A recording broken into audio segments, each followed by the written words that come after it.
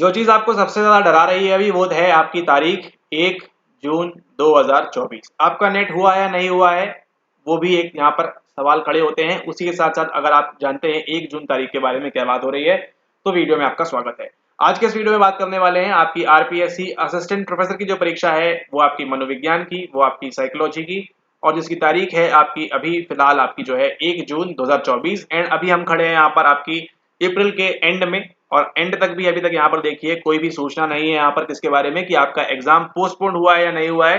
तो ये मान के चलिए कि आपका एग्जाम 1 जून को होने वाला है, अनटिल एंड अनलेस कोई नया नोटिफिकेशन, कोई नई न्यूज यहाँ पर नहीं आती है। क्योंकि इसके पूर्व भी जो एग्जाम्स है उन तक भी अभी तक कोई ऐसी जानकारी नहीं है कि आपका जो 15, 16, 17, 18 मई के आसपास जो एग्जाम्स हैं उनके बारे में भी कोई ऐसी जानकारी नहीं है कि वो पोस्टपोन होने वाले हैं, जबकि उनको तो लगभग 15 से 20 दिन यहाँ पर बचे हुए हैं। ठीक है, 15 to 20 डेज बचे हुए हैं, अभी तक यहाँ पर पोस्टपोनमेंट की कोई खबर नहीं है, और हम बात कर रहे हैं मई की। ठीक है, तो आप मान के चलिए जून में एग्जाम अब आपका होने वाला है। ठीक है, ओके, तो अब आपके पास बचे हैं लगभग 30 दिन। तो 30 दिन में आप किस प्रकार से तैयारी करें, क्या आपकी रणनीति वगैरह हो, उस सब के बारे में छोटी सी आपकी स्ट्रेटेजी वाली क्लास होगी, वीडियो होगी, जिसके बारे में हम बात करेंगे।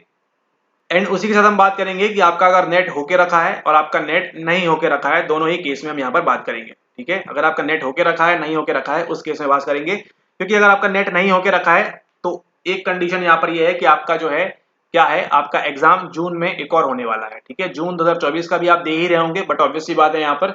ठीक है, तो उसके लिए अगर आप एलिजिबल हैं तो उसको भी आप दे रहे होंगे। एंड आप जो चाहते हैं कि आप ये एग्जाम भी निकालें और जून वाला एग्जाम भी निकालें। ठीक है, तो उस परिप्रेक्ष्य बात करेंगे। पहले हम बात करेंगे नेट वालों की, और फिर हम बात करेंगे यहाँ पर नॉन नेट वालों की। लेकिन उसके पहले जरूरी क्या है, जरूरी है जानना आपका यहाँ पर सिलेबस के बारे में। सिलेबस में देखिए पेपर 1 एंड पेपर 2 दोनों को ही आपको अच्छे से अटमोस्ट इंपॉर्टेंस के साथ पढ़ना है यहाँ पर। तो देखते हैं एक बार सिलेबस को। तो यहाँ पर देखिए पेपर 1 में यूनिट नंबर 1 5 यूनिट है यहाँ पर। पहली आपकी biological basis of behaviour and perceptual processes. ठीक है, तो जीन्स एंड बिहेवियर, क्रोमोसोम, ध्यान रखिए ट्राइसोमी में क्या होता है, डाउन में क्या होता है, क्लाइन फिल्टर में क्या होता है, सवाल यहीं से फंसाएगा आपको। एंड जीन एंड बिहेवियर में आपको देखिए पूछ लेगा आपसे may be twin studies, adoption studies के बारे में। बाकी उससे ज्यादा कुछ यहाँ पर समझ में नहीं आ रहा है। ठीक है, क्योंकि यहाँ पे कुछ दिख नहीं रहा है, यहाँ पे जीन्स एंड बिहेवियर बोल रहे हैं। देन आपको देखिए receptors, effectors and adjuster mechanisms, neural impulse, ये देखिए आपके एक्शन पोटेंशियल की बात है तो उसको आप पढ़ के जाएंगे। ओरिजिन, कंडक्शन, मेजरमेंट कैसे करेंगे उसको हम। ठीक है, देन यहाँ देखिए एचएनएस की बात हो रही है, ह्यूमन नर्वस सिस्टम में पीएनएस और सीएनएस का क्या काम होता है, न्यूरोट्रांसमीटर्स आपके आ जाएंगे, लगभग सब कवर कर ही दिया उन्होंने इतने में। उसके बाद देखिए सेंसरी सिस्टम आ गया है आपका, इसमें आपका विजन एंड ऑडिशन ये इंपॉर्टेंस से दिया हुआ है। तो आई की वर्किंग, ईयर की वर्किंग अच्छे से करके जाएं, कब क्या कहाँ पे होता है, ऑक्सीपिटल लोब क्या करता है, ऑडिटरी कॉर्टेक्स में क्या होता है। ठीक है, फिर देखिए मेजर कंसेप्ट ऑफ साइकोफिजिक्स, तो फैशनर, स्टीवन और वीवर्स का लॉ पढ़ के जाएं वहां पर, क्लासिकल एंड मॉडर्न दिया हुआ है उसको छोड़ के। फिर देखिए परसेप्शन की बात करें, गेस्टाल्ट क्या बोलते हैं, उनकी 5-6 चीजें, gestalt, figure ground, law of organisation and attentional process में आपको पढ़ के जाना है यहाँ पर। अटेंशन के मॉडल्स भी, ट्रेसमैन ने क्या बोला है ना, कानमैन ने क्या बोला है और ब्रॉडमैन ने क्या बोला है, थोड़ा बहुत वो पढ़ के जाएंगे। फिजियोलॉजिकल अप्रोचेस क्या बोलती हैं परसेप्शन को लेके, इसमें आपका जो है मोनोक्यूलर क्यू, बाइनोक्यूलर क्यू आ जाएगा। देखिए perception of depth and movements, figural after effect ये देखिए दिया हुआ है आपके एनसीईआरटी में भी। ठीक है, परसेप्शुअल डिफेंस क्या होता है, विजिलेंस क्या होता है, उसको पढ़ के जाएं। एसडीटी थ्योरी दी नहीं हुई है यहाँ पर, लेकिन थोड़ा सा रख के जाएं अगर उनको पूछना हुआ। सिग्नल डिटेक्शन थ्योरी के बारे में दो ही चीजें हैं, हिट मिस वाली बात है, तो उसको आप थोड़ा सा ध्यान रखें। इस प्रकार से आपने यूनिट 1 कवर करनी है। यूनिट नंबर 2 की बात करें तो देखिए काफी ईजी है यहाँ पर, तो ये सब आप जानते ही हैं, इसमें कुछ बड़ा विशेष बताने की जरूरत नहीं है यहाँ पर। Encoding, storage retrieval, cognitive learning में नेचर टाइप क्या है ना, Thorndike, Skinner, Chomsky, not Chomsky but वो सब चीजें पढ़नी है आपको, पावलोव के बारे में। तो ये तो आप जानते ही हैं, इसमें कुछ एक्सप्लेन की जरूरत आवश्यकता नहीं है। और अगर आपको लग रही है इसमें एक्सप्लेन की आवश्यकता, तो फिर आप एग्जाम दे रहे हैं किसकी, वो थोड़ा सोचिएगा। ऑलराइट, तो अगेन देखिए यहाँ पर मोटिवेशन, इमोशन एंड थिंकिंग की, तो यहाँ पर थ्योरीज ऑफ इमोशंस ध्यान दीजिएगा, James Lange, Cannon Bard, Schachter and Singer की। फिर देखिए पॉजिटिव इमोशंस कौन से साइड के ब्रेन में होते हैं, लेफ्ट राइट, शायद पूछा हुआ है पहले यहाँ पर, उसको आप ध्यान रखें। कॉन्सेप्ट कैसे फॉर्म होता है, रीजनिंग में डिडक्टिव और इंडक्टिव की बात करेंगे। क्रिएटिविटी देखिए नेचर एंड टाइप्स और डाइवर्जेंट थिंकिंग, यहीं से गिलफर्ड की एंट्री हो जाएगी। डाइवर्जेंट थिंकिंग, कन्वर्जेंट थिंकिंग की बात करेंगे, वहीं से आपका एसवाई मॉडल भी आ जाएगा जो आप देखेंगे आगे इंटेलिजेंस के बारे में भी। यहाँ देखिए बेसिक मोटिवेशनल कॉन्सेप्ट में एक्सट्रिंसिक मोटिवेशन और इंट्रिंसिक में क्या होता है, किसकी थ्योरी थी, क्या था, मोटिवेशनल साइकिल किस प्रकार से काम करती है, नीड, ड्राइव, अराउजल, फिर GAR। ठीक है, इस प्रकार से ध्यान रखें इसको आप। फिर अरे अरे यहाँ फ्लो दिया है क्या, ओके, अलर्ट अलर्ट, फ्लो पढ़ के जाएंगे आप गारंटीड, फ्लो पढ़ के जाना है। मिहाई चिक्सेनमिहाई की एंट्री हो जाएगी, यहाँ से नेट में दिया हुआ है, वो पढ़ रहे हैं, सेम चीज आपको पढ़ रही है, कोर्स का वीडियो देख रहे हैं तो वहाँ पे फ्लो कवर है आपका, कोई टेंशन की बात नहीं है, ठीक है, फ्लो करना है आपको वहाँ पे। फिर मोटिवेशन साइको एनालिटिकल क्या बोलता है, इथोलॉजिकल क्या बोल रहा है, एसआर कॉग्निटिव क्या बोलते हैं और ह्यूमनिस्टिक अप्रोचेस क्या बोलती हैं, ये तो आप पढ़ते ही हैं। फ्लो का यहाँ पर आप ध्यान रखेंगे एंड बाकी सब सेम चल रहा है जैसा आपका नेट का सिलेबस है, तो कोई यहाँ पर दिक्कत वाली बात नहीं है। अब देखिए ह्यूमन एबिलिटीज एंड पर्सनैलिटी में, इंटेलिजेंस में देखिए बायोलॉजिकल की बात करेंगे, सोशल की बात करेंगे, इको कल्चरल डिटरमिनेंट्स कौन कौन से हैं उसकी हम बात करेंगे आपके इंटेलिजेंस में। थ्योरी में देखिए Spearman, Thurstone, Guilford, Cattell, Sternberg, Jensen और गार्डनर यहाँ दिया हुआ है, ठीक है। अब आपको एक बात ध्यान रखनी है, यहाँ पे कहीं भी उन्होंने पास मॉडल नहीं दिया हुआ है, ठीक है, लेकिन पास मॉडल यहाँ दिया हुआ है, ठीक है, तो ऐसे आपको ध्यान रखना है। डिटर्मिनेंट्स की बात कर रहे हैं यहाँ पे, स्टिल यहाँ पर देखिए थ्योरीज में तो पास वाली भी है ना, स्पीयरमैन है, थर्स्टन है, गिलफोर्ड है, कैटल है, स्टनबर्ग है, ट्रायर्की की बात हो गई यहाँ पर, कैटल की बात हो गई, जेनसन की या गार्डनर की बात हो गई है। मल्टीपल इंटेलिजेंस और मेजर कैसे करते हैं इंटेलिजेंस को, तो अगेन आपकी वेस्लर आ जाएगा, एंट्री हो जाएगी वेस्लर की, और भी जो आपके हैं इंटेलिजेंस के टेस्ट उनकी यहाँ से एंट्री हो जाएगी, यहाँ से पास मॉडल की एंट्री हो चुकी है, ठीक है। Social and eco cultural determinants क्या होते हैं उनको आप थोड़ा सा देख लेंगे तो ये आपके लिए इंपॉर्टेंस हो जाता है। पर्सनैलिटी को देखें, biological, socio cultural determinants, psycho analytic, neo Freudian, social learning, ये इंपॉर्टेंट है, सवाल आएगा आपका, बंडूरा फंसाएगा यहाँ से, आरडी के बारे में, रेसिप्रोकल डिटरमिनिज्म के बारे में, ठीक है। ओके, ट्रीट एंड टाइप में देखिए कॉग्निटिव अप्रोचेस दी हुई है एंड पर्सनालिटी असेसमेंट कैसे करेंगे, साइकोमेट्रिक प्रोजेक्टिव, इसको तो छान के जाना है आपको अच्छे से, सवाल बनाएगा आपको यहाँ से कि रोरशाच में क्या होता है और किस किस में क्या होता है, एमएमपीआई में क्या होता है, 16पीएफ में क्या होता है, किस में हम क्या करते हैं, कैसे एसेस करते हैं, सेल्फ कंसेप्ट का ओरिजिन कैसे हुआ और डेवलपमेंट कैसे हुआ उसकी बारे में भी हमको यहाँ पर बात करनी है। ये आपको पीवाईक्यू में भी पूछा हुआ है आरपीएससी ने, ठीक है, सेल्फ कंसेप्ट पूछा हुआ है, साफ साफ लिखा था सेल्फ कंसेप्ट के बारे में बताओ, तो इसको आपने पढ़ के जाना है, ठीक है। अब यहाँ पर आप देखेंगे एक चीज, यहाँ पर आपको क्या है, आपको यहाँ पर मार्टिन सेलिग्मैन जो आप पढ़ते हैं यूनिट नंबर 7 नेट में वो कहीं नहीं दिया हुआ है, उसी के साथ आपको रोटर लोकस ऑफ कंट्रोल भी नहीं दिया हुआ है, लेकिन आपको एडवांस पढ़ रहे हैं तो आपको ध्यान रख के जाना है कि ये चीजें भी होती हैं, ठीक है। ग्लोबल, इंटरनल, स्टेबल और एक्सटर्नल वाले जो इफेक्ट्स हैं उनके बारे में आपको ध्यान रख के जाना है,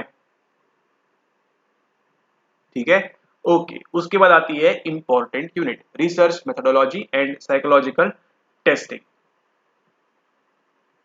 तो यहाँ देखिए अगर आप रिसर्च के लिए परेशान हैं तो आप जो है बुक हमारी अगर नहीं जानते हैं तो नीचे वीडियो दिया हो उसको देख के आप बुक ऑर्डर कर सकते हैं वहाँ पे, जहाँ पे आपको चुनिंदा 100 सवाल मिलते हैं जो आपके असिस्टेंट प्रोफेसर के लिए भी काम आएंगे और यूजीसी नेट के लिए भी काम आएंगे, और जहाँ भी आप रिसर्च मेथोडोलॉजी की बात करेंगे वो सवाल आपको काम आएंगे, काम सॉरी बहुत ज्यादा काम आएंगे आपको, ठीक है। चलिए स्टार्ट करते हैं यूनिट नंबर 5 में। देखिए रिसर्च प्रॉब्लम, कहानी की शुरुआत यहीं से होती है, बिना प्रॉब्लम के हम आगे कैसे बढ़ेंगे, हाइपोथेसिस फॉर्मुलेशन, वेरिएबल्स क्या लेंगे और उनको ऑपरेशन कैसे करेंगे, टाइप्स ऑफ साइकोलॉजिकल रिसर्च में क्या है, क्वालिटेटिव क्वांटिटेटिव इंपॉर्टेंट, इसमें क्या होता है इसमें क्या नहीं होता है वो आपको ध्यान रखना है यहाँ पर।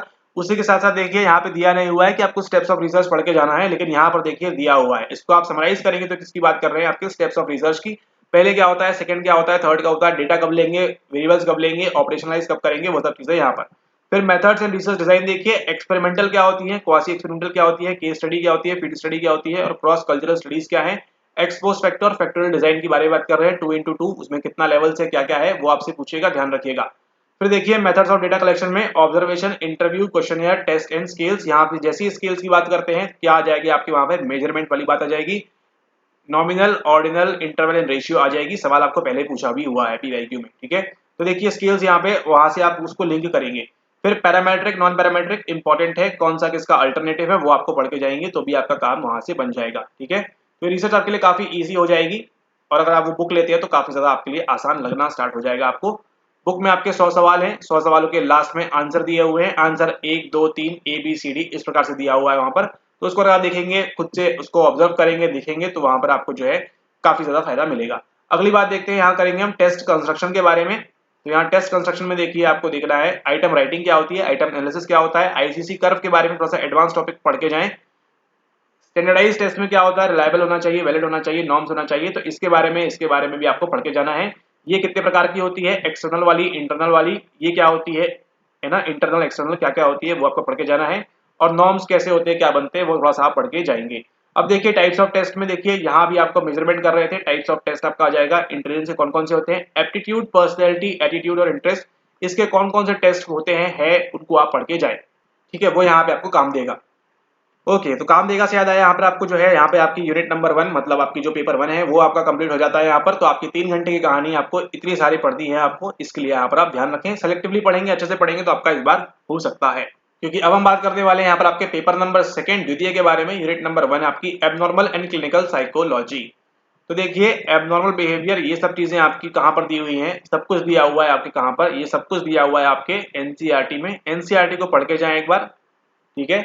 और अगर हाई लेवल का पढ़ रहे हैं तो उसको भी पढ़ के जाएं, बाकी सारी चीजें आपके लिए सेम है, ठीक है। यहाँ तो कुछ दिक्कत नहीं है, मेंटल हेल्थ वगैरह आपको मालूम ही है। हाँ, इसको देख ले कि मेंटल हेल्थ से संबंधित कौन से रूल्स एंड रेगुलेशन भारत सरकार ने दिए हैं, मे भी पूछना चाहें तो पूछ सकते हैं वो। राजस्थान में क्या हो रहा है मेंटल हेल्थ को लेकर, कुछ अगर है इस प्रकार से तो।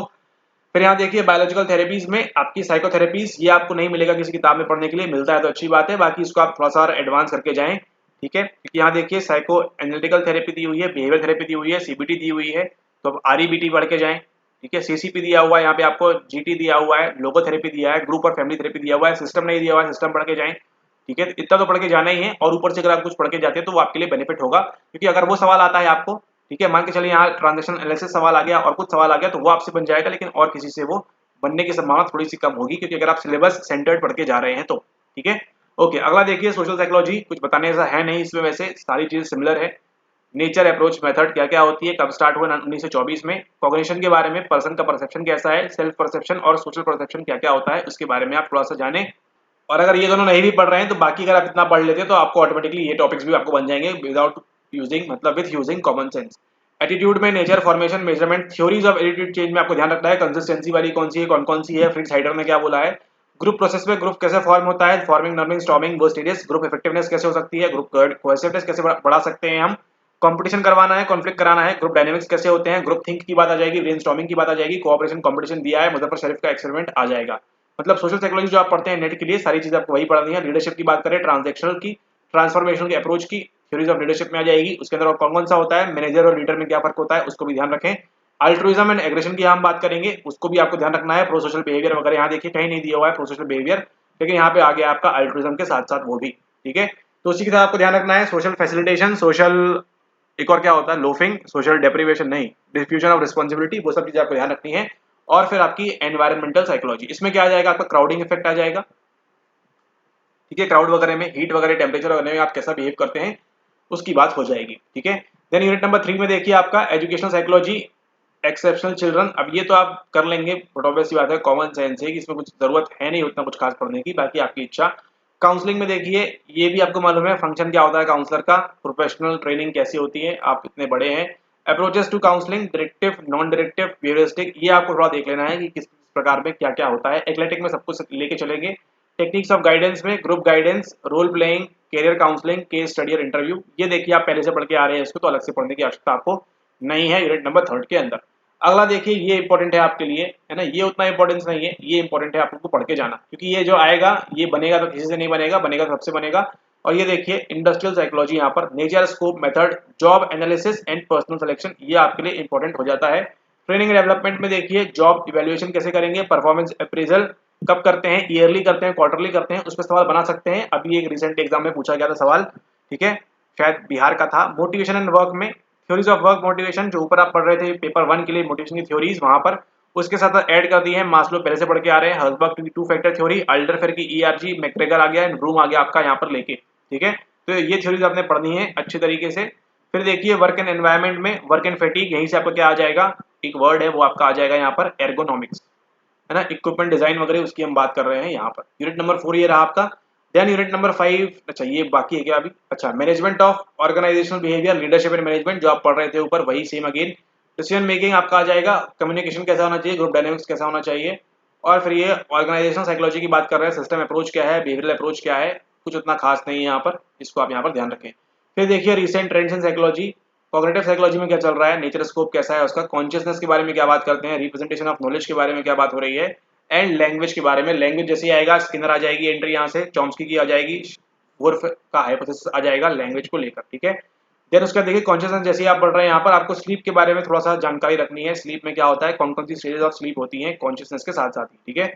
पॉजिटिव साइकोलॉजी की देखिए ओरिजिन नेचर 1990 में स्टार्ट हो गया, मार्टिन सेलिग्मैन वगैरह आ गए, यहाँ देखिए मार्टिन सेलिग्मैन के बारे में दिया हुआ है इनडायरेक्टली वे में, और उसके साथ आपको फ्लो जो बताया था पहले वो भी आपको ध्यान रखना है, वो भी यहाँ पर आपका लिंक होगा।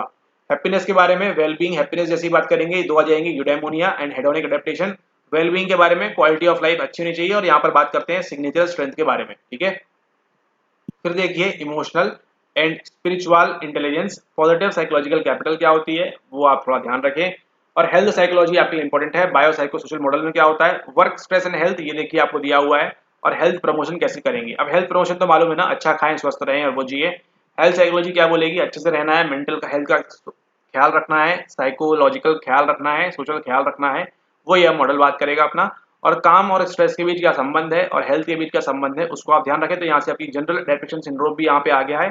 तो स्ट्रेस के बारे में आपको सब पढ़ना है, यर्केस लॉ में क्या होता है, परफॉर्मेंस इंप्रूव कब होता है, मॉडरेट स्ट्रेस में होता है, हाई स्ट्रेस में, लो स्ट्रेस में, उस प्रकार से आप पढ़ेंगे यहाँ पर यूनिट नंबर 5 के बारे में, ठीक है। तो इसी के साथ हमने देख लिया यहाँ पर आपके लिए क्या क्या इंपॉर्टेंट चीजें हैं आपके लिए। यहाँ पर आपके नेक्स्ट 30 डेज में आपको ये सारी चीजें पढ़ना है जल्दी जल्दी अच्छे तरीके से, और इसका आप प्रयास करें यहाँ पर कि आप जो है 1 जून को जब परीक्षा दें तो यहाँ पर आप सफलता हासिल करें 2024 में ही, ठीक है। अगर ये परीक्षा होती है तो एक्सटेंड होती है तो सबके लिए होगी, बट अगर नहीं हो रही है तो आपको ये मान के चलना है अभी तो कि आपका एग्जाम 1 जून को होने वाला है, अंटिल फर्दर नोटिफाइड न्यूज और समथिंग लाइक दैट, ठीक है। तो इसको यहाँ पर आप ध्यान रखें। एंड अब हम बात करते हैं यहाँ पर नेट जिनका हो रखा है, देखिए उनको तो आपको मालूम है सिलेक्टिवली पढ़ना है, यहाँ पर जितना दिया है सिलेबस में उतना पढ़ना है, प्लस आपको एडवांस टॉपिक जो आपने पहले से पढ़ के रखे हैं उसको भी आप कर लें यहाँ पर, अगर आपका नेट पहले से होके रखा है तो। अगर आप नॉन नेट वाले हैं यहाँ पर तो आपको क्या ध्यान रखना है, आपको नेट का सिलेबस भी कंप्लीट करना है, इंटीग्रल योगा वगैरह वो सब चीजें पढ़ना है आपको, जिसका संबंध आपके आरपीएससी से बिल्कुल नहीं है, ठीक है।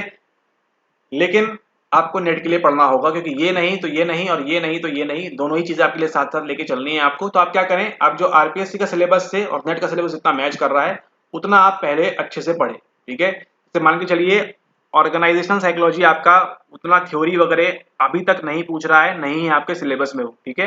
लेकिन आरपीएससी के सिलेबस में है, तो आप क्या करें, वो टॉपिक्स को आप ढूंढ के उनको पढ़ें आप आरपीएससी वाला, ठीक है, अच्छे से, क्योंकि ये एग्जाम पहले होने वाली है आपकी।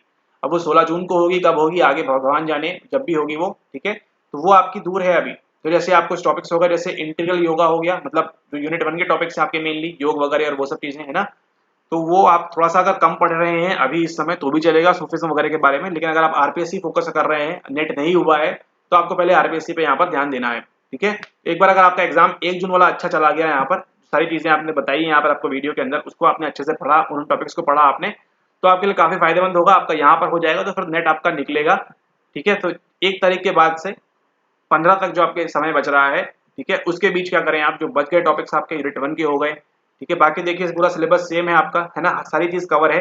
लेकिन जैसे देखिए आपको ऑर्गेनाइजेशन साइकोलॉजी नहीं पढ़ना है, आपको वो कई सारी मोटिवेशनल थ्योरीज हैं वो सब नहीं पढ़ना है, एजुकेशन वाला आपको उतना नहीं पढ़ना है, तो वो सब चीजें आप स्किप, मतलब आपको पढ़ना नहीं है बाद में, तो आपके पास समय बचेगा ज्यादा।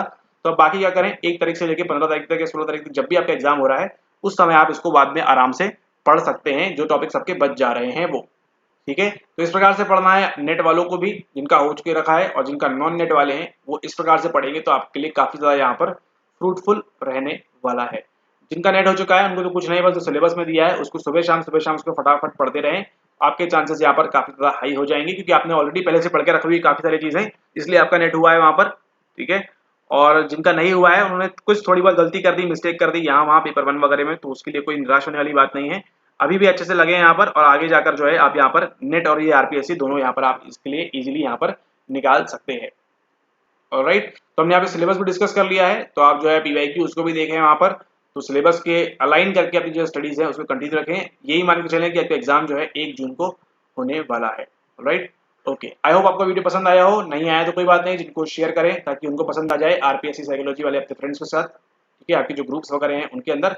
एंड मिलते हैं आपसे अगले वीडियो में, बात करेंगे किसी और विषय के बारे में, तब तक के लिए धन्यवाद। अच्छा, एक और बात यहाँ पे इंपॉर्टेंट ये कि अगर आप आरपीएससी के लिए दे रहे हैं और जो यूजीसी नेट की फ्री प्लेलिस्ट चल रही है उसको आप ट्राई करें कि आप फॉलो कर सकें रेगुलरली, ठीक है। फ्री प्लेलिस्ट में काफी सारी वीडियोस हैं, हिंदी इंग्लिश मिक्स है, वहाँ पे काफी कुछ कंटेंट है वहाँ पर, तो उसको अगर आप देखेंगे तो आपको यहाँ पर आरपीएससी एग्जाम के लिए भी फायदा होगा, नो डाउट।